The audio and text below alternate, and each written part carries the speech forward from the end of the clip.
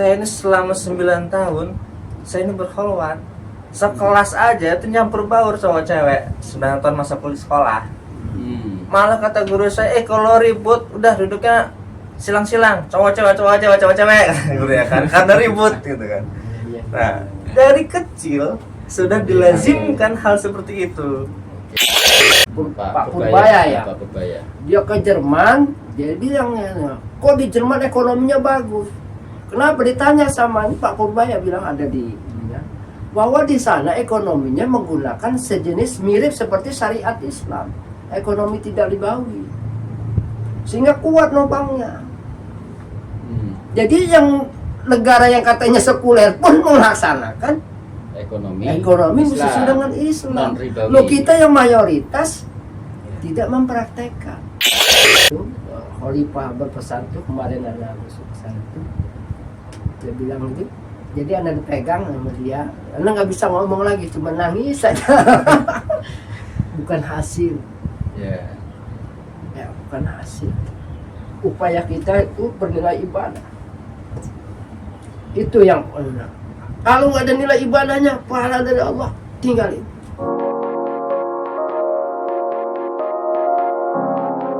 Bismillahirrahmanirrahim. Assalamualaikum Bapak Landung. Waalaikumsalam Pak Uri. Assalamualaikum warahmatullahi wabarakatuh. Nah, jadi terima kasih ini udah hadir di ruangan kita ini. Ya. Insyaallah ya. Jadi gini Ustaz, memang kita mau ajak bincang-bincang nih ya, bincang-bincang tentang kekhalifahan. Ya. Jadi memang realitas hari ini ada satu pertanyaan ya, apakah kekhalifahan, apa khilafah itu masih cukup relevan dengan situasi zaman hari ini. Jadi kira-kira menurut Ustadz Santo dulu ini, gimana itu Ustadz? Apa masih relevan apa enggak ini khilafah ini, sistem khilafah ini Ustadz? Baik, alhamdulillah. Salatu wassalamu ala Rasulillah wa ala alihi wa sahbihi wa mawala. Wa ba'du. Menjawab apakah masih relevan sistem khilafah atau kekhilafahan Islam ini diterapkan pada zaman sekarang ini, pada saat ini, apa istilahnya era Gen Z. Gen Z. Tahu aja. Tahu juga. Apakah masih relevan seperti itu? Iya. Nah, ketika kita bicara masih relevan atau tidak, nah setiap segala sesuatu hal itu pasti ada pro dan kontra. Itu sunatullah seperti itu dari awal, pro dan kontra. Maka ketika kita ada terjadi pro dan kontra, nah, timbangannya itu kebenaran. Yang mana yang kontra yang bapak benar, apakah pro yang benar? Nah, kebenaran itu siapa yang menentukan? Tentunya adalah Zat yang maha mulia, maha perkasa, yang itu dari zaman dahulu. Kalau kita menyebutnya orang Islam itu Allah Subhanahu wa Ta'ala, kalau orang Yahudi itu bilang Yahweh atau Yehova, ya, tapi zat yang paling mulia satu. Sehingga untuk meyakini, mengimani bahwa adanya langit, bumi, perputaran angin, musim hujan, musim kemarau, segala sesuatunya, bahwa yang terjadi ini tidak sia-sia. Ada ketetapan yang maha mulia ini. Nah, kan? Sehingga orang-orang ulul albab ketika meneliti ini semuanya, orang ulul albab itu kan dalam surat Al-Imran 191 kan, inna fi khalqis samawati wal ardi wa ikhtilafil laili wan nahari la ayatil liulil albab alladzina yazkuruna qiyaman wa qu'udan wa ala junubihim wa yatafakkaruna fi khalqis samawati wal ardi. Nah, kaitannya dengan ini dia berpikir wa yatafakkaru, berpikir sistem khilafah ini relevan atau tidak. Nah, ketika dia telah meneliti apa nih orang yang ulul albab, Rabbana ma khalaqta hadza ya Allah, adanya pro dan kontra ini jangan ciptakan ini dengan sia-sia. fakina azabannar, jagalah kami dari adab neraka. Nah ini yang paling penting supaya kita nanti bagi orang beriman di kemudian kiamat tadi itu masuk ke dalam nerakanya Allah Subhanahu wa taala. Nah, sebelum sampai itu saya mengajak kita semua untuk memahami.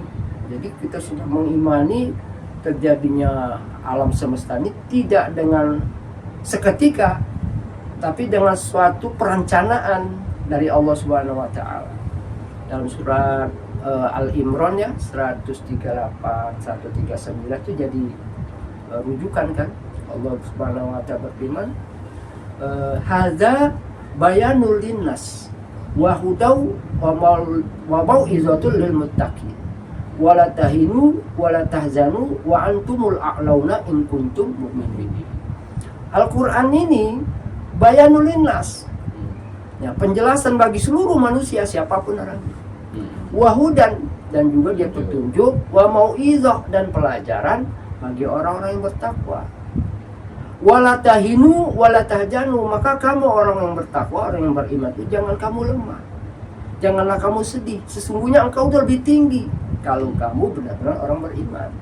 Jadi rujukan kebenarannya berarti kepada Al-Quran. Nah, kita bawa alur cerita dari awal tuh ketika sebelum adanya manusia ini Allah telah menciptakan malaikat dari nur dan menciptakan jin dari api. Dalam surat Al-Baqarah itu kan Allah Subhanahu wa taala berfirman ketika menciptakan, aku ingin menciptakan di bumi itu seorang khalifah. Nah, sehingga malaikat protes, qalu ataj'alu fiha may yufsidu fiha wa yasfiku dima. Ya Allah, ya Rabb, kenapa engkau akan menciptakan yang nanti akan membuat kerusakan di muka bumi ini? Wa nahnu nusabbihu bihamdika wa nuqaddisu lak. Padahal kan kami ini juga bertasbih kepada engkau dan mensucikan engkau. Tapi Allah menjawab bahwa dia kebijaksanaan ini a'lamu ma la ta'lamu. Aku mengetahui apa yang tidak kamu ketahui.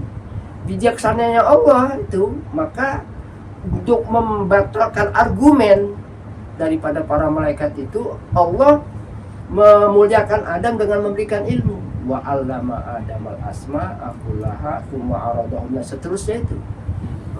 Kemudian di argumen ternyata malaikat pada saat itu nggak bisa menjelaskannya, sehingga malaikat itu bilang qalu subhanaka ma lana ilma lana illa ma 'allamtana. Ya Allah, nggak ada yang kami mengerti kecuali apa yang artinya pada saat itu Allah Subhanahu wa taala mengajak para malaikat untuk berjamaah. Artinya mendengar dan taat kepada perintah Allah untuk melaksanakan perintah Allah, yakni pada saat itu memuliakan Adam alaihissalam. Tapi ketika itu ada yang nggak mau kan? Wa idh qulna lil malaikati isjudu li Adam fasajadu illa iblis aba wastakbara wa kana minal kafirin. Diajak berjamaah nggak mau nih. Iblisnya ini wa kana minal kafirin. Maka Allah nyatakan iblis itu menjadi orang yang tidak berjamaah. Nah, berjamaah ini bersatu, inilah asas dasar ajaran Islam orang-orang beriman agar mendapatkan rahmat Allah. Dan semua ajaran di dunia ini itu mengajarkan bahwa harus bersatu. Nah, ini yang saya dapatkan dari seorang ustadz saya, Ustadz Abdul Qadir Hasan Baroja, yang kemudian dia memaklumkan khilafatul muslimin. Pentingnya ini. Siapa yang mengajarkan bersatu? Nah, bersatunya itulah yang baik itu dia ajaran yang benar, ajaran dari Allah, ataupun ajaran yang batil yang dari setan. Bersatu. Kalau tidak bersatu hancur. Nah, begitulah yang semua orang, ayo kita bersatu, kita bersatu. Rujuk lagi kepada bagaimana cara bersatunya itu. Nabi Adam alaihissalam ketika melanggar, namun Allah murka, dia menurunkan ke muka bumi kan. Kemudian diajaklah anak-anaknya Adam alaihissalam untuk bersatu mentaati Allah melalui ajaran yang Allah Subhanahu wa taala ajarkan kepada Nabi Adam ya. Salah satunya ketika Adam alaihissalam dia diberikan kemuliaan, rahmat Allah, setiap lahir anaknya itu pasang-pasangan, laki perempuan. Pada saat itu ketetapan dari syariat Allah Subhanahu wa taala bahwa yang dinikahkan yang lahir itu bersilang gitu kan. Lalu tidak diterimalah sama si Qabil. Maka Qabil dihasut oleh tadi di iblis itu, dia tidak berjamaah, artinya dia mengingkari ajaran dari bapaknya ini. Bapaknya ngajarkan supaya bersatu berjamaah kan ajaran Allah. Jadilah pertumpahan darah itu. Jadi kalau ada yang misalnya sistem khilafah itu akan menumpahkan darah. Penumpahan darah itu dari zaman Nabi Adam, sebelum ada sistem khilafah, sebelum ada sistem kerajaan, sistem ada demokrasi sudah terjadi semuanya. Nah, terus berlanjut ke zaman Nabi Nuh. Nabi Nuh dakwah dia semuanya supaya berjamaah, orang-orang beriman itu bersatu mentaati Allah. Tapi ada ya kan, kemudian ada yang berpisah, tidak mau, maka ditenggelamkan oleh Allah Subhanahu wa taala. Teruslah begitu. Maka sistemnya berjamaah dalam sistemnya dari Allah Subhanahu wa taala sampai Nabi Muhammad itu namanya berjamaah bersatu dalam bubuah. Setelah Rasulullah SAW itu kan nggak ada lagi Nabi. Bahwa sepakat itu ijma para ulama, la nabiyya ba'di pasah takunu khulafa upaya sur, ada juga nanti khalifah banyak. Dan ini dipraktekkan langsung oleh para as-sabiqunal awalun terdahulu pada kita. Nah, pada saat ini begitu Turki Utsmani ya diprovokasilah, wah khilafah ini. Tapi kalau kita merujuk kepada kebenaran, ingin mencari ridho, cari rahmat Allah, mendapatkan ridho Allah, relevan sistem khilafah ini bagi yang yakin dan ingin berharap ridho Allah. Inilah ajaran, dan tidak harus ada kekuasaan. Kekuasaan itu datangnya dari rahmat Allah, hadiah dari Allah kalau kita melaksanakan perintah Allah. Jadi realita pada saat ini itu bukan satu ukuran kebenaran. Bisa jadi realita itu dia menjadi kenyataan, tetapi bukan ukuran kebenaran. Nah, ukuran kebenaran itu adalah yang kalau kita orang beriman menyatakan al-haqqu mir rabbikum. Fala takunanna minal mumtari. Kebenaran itu datangnya dari Rabb kamu, Allah Subhanahu wa taala. Janganlah kamu menjadi orang-orang yang Nah, bagi pengemban saya seperti saya sistem mendakwakan sistem khilafah menjadi visi rahmatan lil alamin ya. Kita kan tertulis tuh di khilafah itu kan rahmatan lil alamin itu semuanya. Jadi jangan sampai wala tahinu, saya enggak lemah, wala tahzanu, dan kamu kesing enggak, karena ini ibadah cari ridha Allah Subhanahu wa taala. Baik itu misalnya ada yang menerima ataupun tidak menerima, yaitu serahkan kepada Allah Subhanahu wa taala, karena Rasulullah SAW sendiri pun tidak bisa mengislamkan pamannya, apalagi kita ini, apalagi saya ini kan ketika Abu Thalib itu ingin meninggal dunia, kemudian Rasulullah SAW itu mengajarkan supaya mengucapkan kalimat syahadat tain, tapi sampai meninggal dalam catatan sejarah riwayat bahwa pamannya Nabi Abu Thalib tidak mengucapkan dua kalimat syahadat. Rasulullah sedih, turun ayat surat Al-Qasas itu kan innaka la tahdi man ahbabta walakinallaha yahdi may yasha wa huwa a'lamu bil muhtadin. Sesungguhnya engkau Muhammad tidak bisa memberikan hidayah walaupun kepada orang yang kau cintai, dan Allah lah yang mengetahui siapa yang mendapatkan hidayah. Tapi kewajibannya kita, saya pada saat ini menyampaikan untuk kita sama-sama berlari kencang pasdabiqul khairat mencari ridho Allah Subhanahu wa taala. Saya rasa ini ya sebagai mukadimah, nanti bisa kita diskusikan. Wallahu a'lam bishawab. Iya, alhamdulillah. Jadi gitu Bro Landung, sengaja Ustadz dulu yang bicara biar ada pagarnya, biar ada batasannya. Tapi gini Pak Ustadz dan Pak Landung juga ya. Tentunya kita mengangkat tema ini bukan tanpa alasan ya, kami mengangkat tema ini karena pertama kita mengusung kekhalifahan Islam, Khilafatul Muslimin ya. Kemudian ternyata ada umat ya, banyak umat yang mulai meragukan apakah benar khilafah ini relevan, masih relevan untuk kita tawarkan sebagai solusi kepada umat hari ini gitu kan. Paling tidak saya mencatat ada 3 alasan ya. Alasan pertama alasan historis, alasan sejarah ya, yang ternyata memang setelah Khulafaur Rasyidin itu Abu Bakar, Umar, Utsman itu ya, maka muncullah kekhalifahan yang kemudian lebih mengarah kepada dinasti ya, dan banyak dari perjalanan sejarah itu yang kemudian dinodai ya, ini sejarah ya, dinodai dengan adanya tidak munculnya keadilan. Justru yang muncul itu adalah arogansi kekuasaan meskipun atas nama khilafah gitu kan. Itu realitas sejarah gitu kan. Nah, maka kemudian umat ini bertanya, apa masih relevan hari ini gitu kan.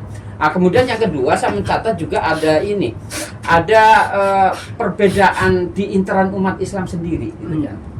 Bahasanya tidak semua ulama sepakat bahwa berkhilafah itu adalah satu kewajiban mutlak gitu kan ya. Tidak semua ulama bersepakat bahwa berkhilafah itu adalah satu kewajiban syariat yang itu kemudian menjadi satunya patokan kebenaran gitu kan.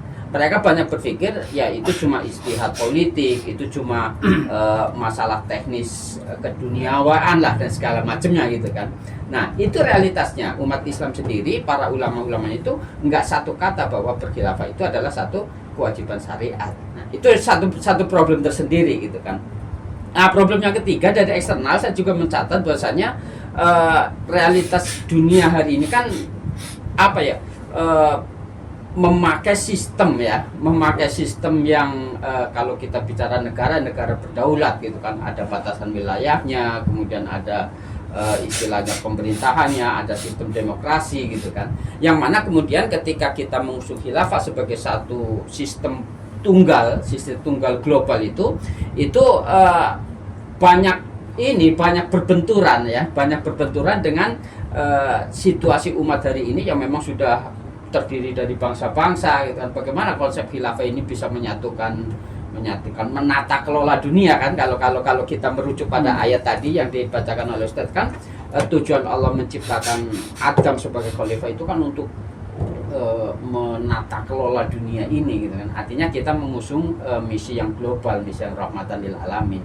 Nah, bagaimana istilahnya merespon daripada situasi dunia hari ini? Mungkin Bro Landung bisa memberikan pandangannya, silakan Bro. Ya, kalau Pak Uri manggilnya Bro sendiri nih. Apa ya Ustaz ya? Sambil minum. Habisnya ini sih kayak Gen Z ini. Masuk ke Gen Z ini. Gen Z ya. Gen Z ya. Silakan tuh. Jadi kalau formil akhi ya. Bro deh. Baik Gimana, Ustaz, Ana mencoba melihatnya dari apa yang Ana rasakan, apa yang Ana lihat di lapangan Ustaz ya. Jadi bahwa dasarnya sih memang khilafah itu nggak bisa dipungkiri adalah suatu hal yang wajib diperjuangkan. Oke. Rasulullah pun menyatakan bahwa pasti akan menjadi jaya nanti khilafah, itu pasti. Sebagai orang beriman pasti mengakuinya. Tapi kalau mau dilihat dari grassroots, dari bawah, suatu sistem itu bisa berdiri tegak karena ada pendukungnya, gitu ya. Nah, di sistem khilafah ini pendukungnya itu belum masif, dan itu pun untuk generasi mudanya pun dirasa awam istilah khilafah ini Ustaz. Nggak menyalahin juga pemuda-pemuda itu merasa awam dengan al-khilafah ini, karena memang berada di sistem yang tidak mensupport apa itu khilafah. Contoh misalnya, ketika kita bicara zina itu haram, zina itu dosa besar. Iya, saya tahu pemerintah pun juga menyatakan siapa yang berzina bisa dilaporin ke polisi. Sesuai undang-undang, benar, sesuai berarti yang khilafah. Ternyata Islam tidak memandangnya seperti itu. Islam memandangnya adalah proses yang terjadi. Pemuda kita ada di mana kondisi di dalam prosesnya itu selalu didekatkan dengan zina. Ya kan ya, bagaimana selama Pak Landung, saya ini selama 9 tahun saya ini berkholwat. sekelas aja itu nyampur baur cowok cewek 9 tahun masa kuliah sekolah. Malah kata guru saya, kalau ribut udah duduknya silang-silang, cowok cewek guru ya kan, karena ribut gitu kan. Nah, dari kecil sudah dilazimkan hal seperti itu. Di sekolah, pulang ke rumah orang tuanya ngerumpi itu. Saya mah bersyukur anak saya ini bagus anaknya. Pak, lu kenapa anaknya bagus, Bu? Iya, dia mah nggak mau keluar rumah kalau nggak cowoknya sendiri yang jemput ke rumah. Dia nih ceweknya nggak murahan, dia nggak mau main sebelum cowok sendiri yang datang ke rumah izin sama saya. Ya pacaran juga lah itu namanya kan. Cuman dikemas menjadi lebih syar'i, pacaran syar'i, orang tuanya yang ngomong. Nah, jadi pemuda ini atau pemudi ini tumbuh dari lingkungan yang tidak ada syariat di dalamnya, sehingga dewasanya dia menganggap syariat itu nggak asik, syariat itu mengekang, gitu. Sementara Rasul pun bicara bahwa ya pemuda itulah kekuatan umat salah satunya kan. Bagaimana pemuda-pemuda zaman Rasul dulu ya, Ustaz ya? Insyaallah ya. Yang paling anak ingat pemuda itu saat siapa? Al-Bara kalau nggak salah, Ustaz. Yang saat mau masuk ke benteng musuh itu deadlock, bingung ya, kita udah ngegempur nggak bisa masuk, minta kawan-kawannya ngelempar ke atas, tameng dilempar tap ke atas, dan itu inisiatif dia sendiri tuh kan. Akhirnya bisa membuka dari dalam. Pemuda itu, Ustaz, siapa bilang bukan pemuda? Belum nikah dia, pemuda dia itu. Nah, kesenjangan inilah yang perlu kita lihat lebih dalam, bahwa dakwah khilafah alangkah baiknya dimulai dari keluarga kita sendiri, anak-anak kita sendiri, dan memahamkan bagaimana pemuda itu kita fasilitasi mengenai agar lebih dekat terhadap syariat. Kuncinya di situ semua, Ustaz, menurut Anda. Oke. Jadi tantangan besar ini buat pengusung khilafah. Oke, gini Ustadz Santo ya. Iya. Kalau tadi dari Bro Landung ini menyoroti realitas hari ini yang memang sistem Islam, syariat Islam, aturan Islam itu jauh dari kehidupan gitu kan. Maka ini menjadi satu tantangan tersendiri bagi pengusung khilafah ya, termasuk khilafatul muslimin ya, untuk bisa mengenalkan khilafah ini kepada generasi-generasi muda ya. Saya ingin fokus ya, karena memang Ustadz Santo ini memiliki latar belakang syariat gitu ya. Saya ingin fokus pada satu persoalan yang tadi sempat saya ungkap, bahwasanya salah satu hal yang menjadikan umat hari ini ragu terhadap khilafah sendiri itu adalah ada problem di internal umat Islam yang tidak semua ulamanya sepakat kalau berkhilafah itu adalah kewajiban syariat. Kalau berkhilafah itu adalah satu kebenaran mutlak gitu loh. Ya. Bagaimana Ustadz melihat persoalan ini?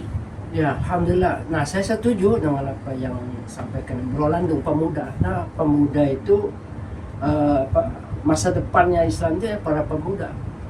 Dan kalau kita melihat para sahabat, Ali bin Abi Thalib radhiyallahu anhu itu Pemuda. ikut Rasulullah dari umur 12 tahun, Iya. muda terus jadi.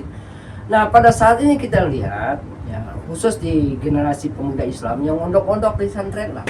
Dia belajar ilmu fikih, belajar zakat. Ya. Kan zakat itu kan ada peternakan, ada perkebunan. Mereka nggak mau berternak dan tidak mau berkebun. Jadi cuman ilmu, jadi keluar dia tamat dari pondok, jadi ngajarin lagi terus. Iya kan, ngajar lagi ilmu itu aja, nggak praktek. Sehingga nanti fikih, zakat, peternakan, kalau ada 40 ekor kambing, keluarkan 1 kambing 2 tahun, nggak terlaksana, cuma ini aja. Nggak ada kambingnya ya? Iya, mestinya begitu dia keluar, dia jadi ternak kambing. ternak kambing. Jadi real ada 40 ada ekor, bisa. satu Dia keluar, dia ahli perkebunan, dia ngebun, dia dapat lada, kopi, Hasil, keluarkan 1 wasak 700 semua. Betul. Terlaksana ini Praktek ya. prakteknya. Nah sekarang dia mau jadi kiai lagi, buka orang jadi kiai lagi, nggak praktek. Nah ini kendala di ininya. Tapi kalau saya supaya memotivasi anak muda ini ya, kita lihat itu Menteri Keuangan, saya kutip sedikit ya, Pak Purbaya ya. Pak Purbaya. Dia ke Jerman, dia bilang kok di Jerman ekonominya bagus. Kenapa? Ditanya sama ini Pak Purbaya bilang ada di ininya, bahwa di sana ekonominya menggunakan sejenis mirip seperti syariat Islam, ekonomi tidak ribawi, sehingga kuat nopangnya. Jadi yang negara yang katanya sekuler pun melaksanakan ekonomi sesuai dengan Islam. Lo kita yang mayoritas tidak mempraktekkan. Dan ini dari pendidikan nih terus nih. Hasilnya yang diterima pada saat ini anak muda ya pada saat ini. Oh ya itu ya merah itu. Padahal di balik merah itu ada kuning. Nah, yang mana yang benar? Nah inilah yang tugas-tugas ya. Kita semua tentunya, bukan ustadz aja, dari orang tua ini semua itu menanamkan. Ketika Khalifah Umar bin Khattab radhiyallahu anhu tertinta emas itu sejarah.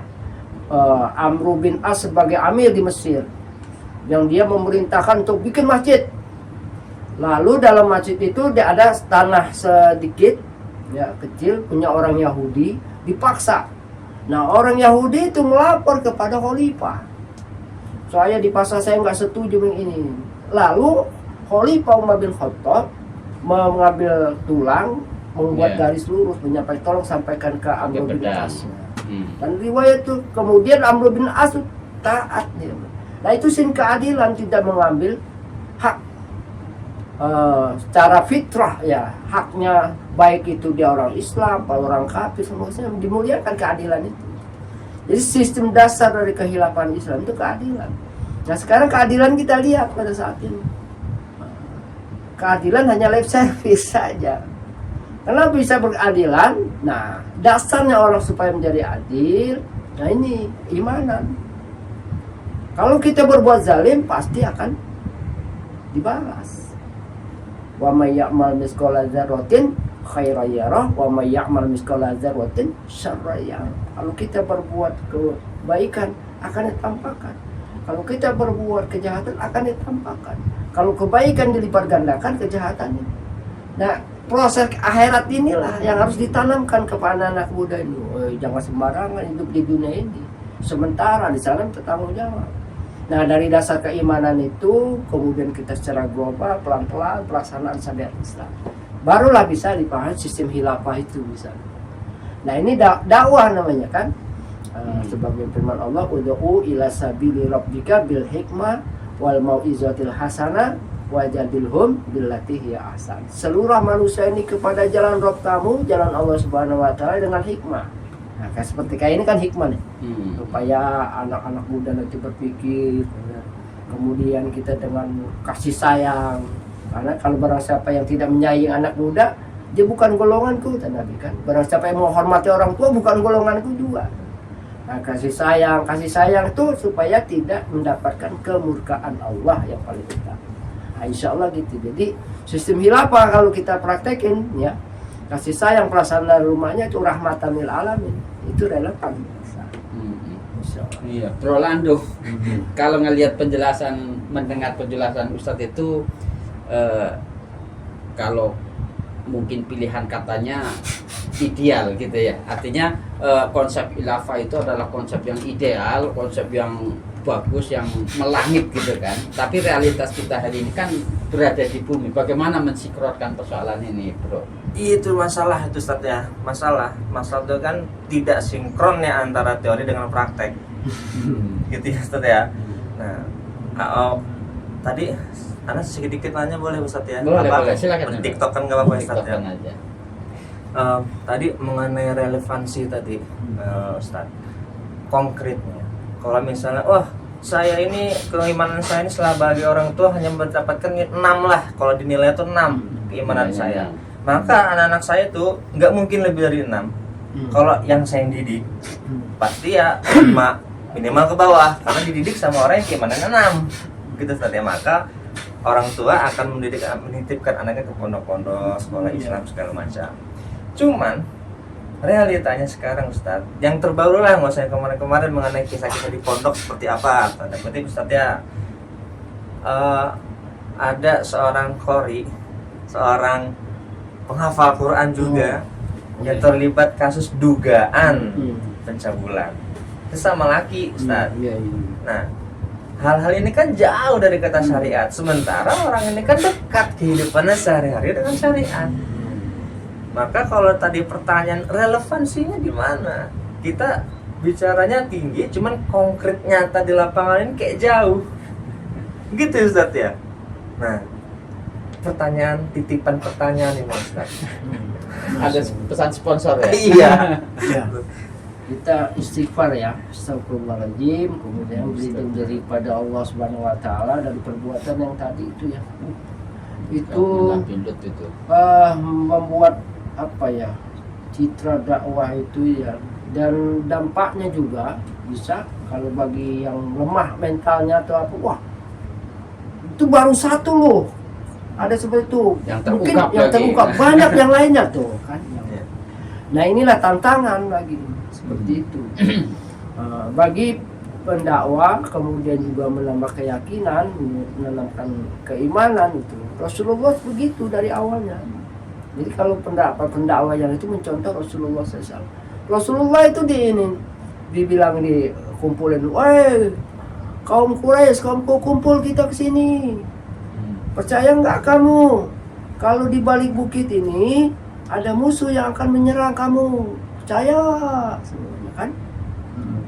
Percaya nggak kalian tuh kalau aku ini utusan Allah, tidak ada sesembahan yang lain kecuali Allah Subhanahu wa taala? Kan Abu Lahab marah.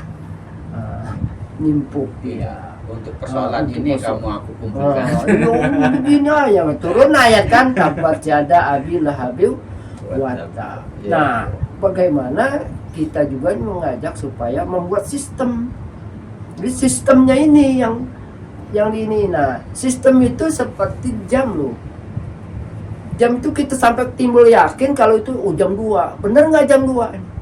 Kan sebelum menunjukkan angka 2 kan ada dari gil-gil yang kecil ya. Ya. Nah, tuk atau digital ada baterai, ada IC, ada transistor, ada resistor, sehingga keluarlah itu. Jadi kalau itu satu rusak, blank semuanya. Nah, inilah khilafatul muslimin ini, jadi mengajak dia secara bertahap, yakin sudah adanya sholat malam supaya Allah memberikan pertolongan kan, Olipa kan, Ustaz Abdul Qadir belajar wajib tuh mengerjakan dan sepekan sekali sholat malam, minta supaya dijaga. Adanya pendidikan pondok pesantren dijaga juga, nggak boleh marah-marah nih ini kita kan di PPO itu nggak boleh marah-marah tuh Ustadz itu, kasih sayang pelajarannya. Kemudian terus ada dengan akhlak, dengan adab. Nah ini nih yang kita bawa itu, karena Rasulullah SAW itu dia innama bu'istu diutammima makarimal akhlak. Sesungguhnya Rasulullah itu hanya untuk menyempurnakan akhlak. Nah, jadi tantangan saya juga nih, Bro Landung, Masya Allah ya. Banyak istighfar kan tadi, istighfar juga, ya ada ya yang seperti itu. Ya Jadi tetap berjalan aja lah ya. Berjalan dengan satu keyakinan bahwasanya perkhilafah ini adalah satu kewajiban syariat. Adapun situasi kondisi itu tantangan dijadikan tantangan. Jadi lebih kepada tindakan preventif ya Ustadz ya. Dari awal kita ngejaga itu lebih kepada itu. Nah, kalau dari pandangan khilafah sendiri, kalau emang saat itu terjadi nih, kan dicambuk di depan umum. Relevan nggak sekarang? Ustadz? Ya, syariatnya begitu. Wewenang khalifah nanti. Jadi kita kan sudah mengangkat Ustadz Abdul Qadir As-Sabari sebagai pemimpin kita. Nah dia itu bukannya nabi. Kalau nabi kan begitu bagai masalah turun ayat, gitu kan.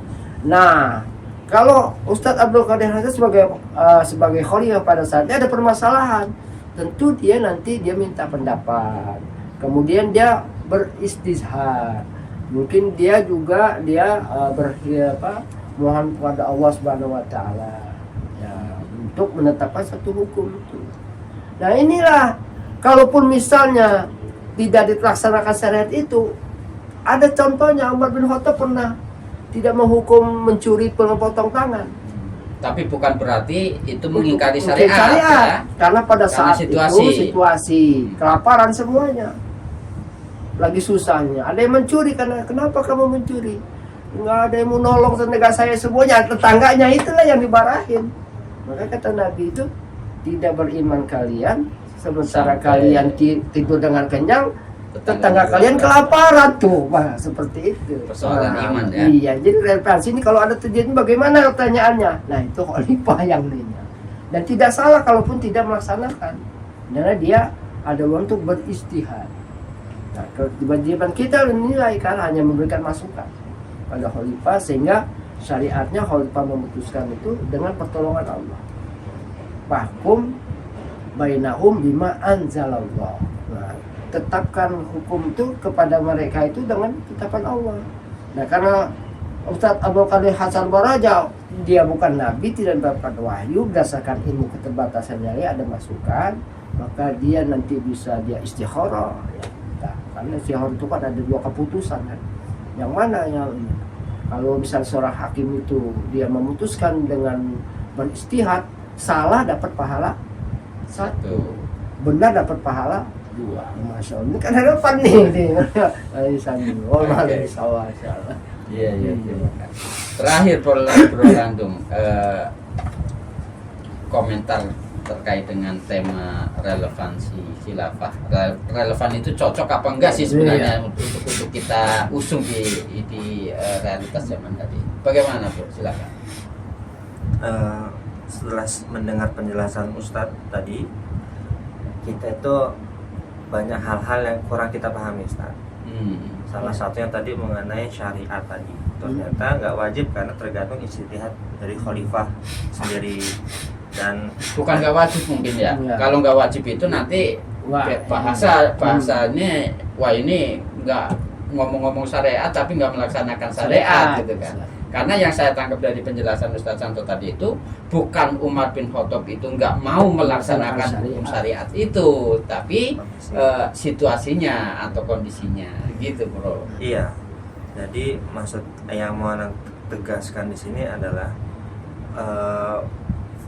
dari pendidikan dini Ustaz, itu kami semua, anak termasuk di dalamnya, itu tidak ada dalam wadah syariat dan mengenal syariat secara kafah. Yang artinya sehingga dewasa tadi butuh banyak belajar bagi yang mau belajar. Bagi yang tidak mau belajar pasti akan timbul banyak pertanyaan yang menjurus malah menjauhkan keimanan dia gitu. Nah, menanggapi hal ini semua, Ana setuju bahwa al-khilafah tadi dimulai dari usia dini. Tadi Ustadz juga sudah sepil bahwa fokus kepada pendidikan Islam. Dari kecil dididik bagaimana tidak tergantung kepada AI, Ustadz ya. Itu kan didikan dari zaman kekhalifahan dulu, kembali ke zaman dulu cara pendidikannya begitu Ustadz ya. Kuatkan di hafalan, tekankan kepada syariat-syariat lain, membiasakan anak-anak itu nyaman dengan syariat sehingga menjauhi syariat melaksanakan syariat itu dengan rasa tenang, bukan keterpaksaan. Karena dari dini dianjurkan tadi dikenalkan lebih dekat praktek syariat, bukan berteori syariat, tapi praktek semampunya. Nah, itu yang pertama. Lalu yang kedua tadi, tantangan terbesar kita adalah mendakwahkan itu semua di tengah zaman-zaman sekarang ini. Itu tantangan terbesar. Framing media, masya Allah, Ustaz ya, framing media luar biasa tajamnya. Belum lagi adanya intervensi dari pihak eksternal, gitu kan ya. Dari luar Indonesia pun di luar itu banyak yang intervensi. Nah, itu untuk menghadapi itu semua, itu kita kayaknya nggak mungkin kecuali pertolongan dari Allah, Ustaz ya.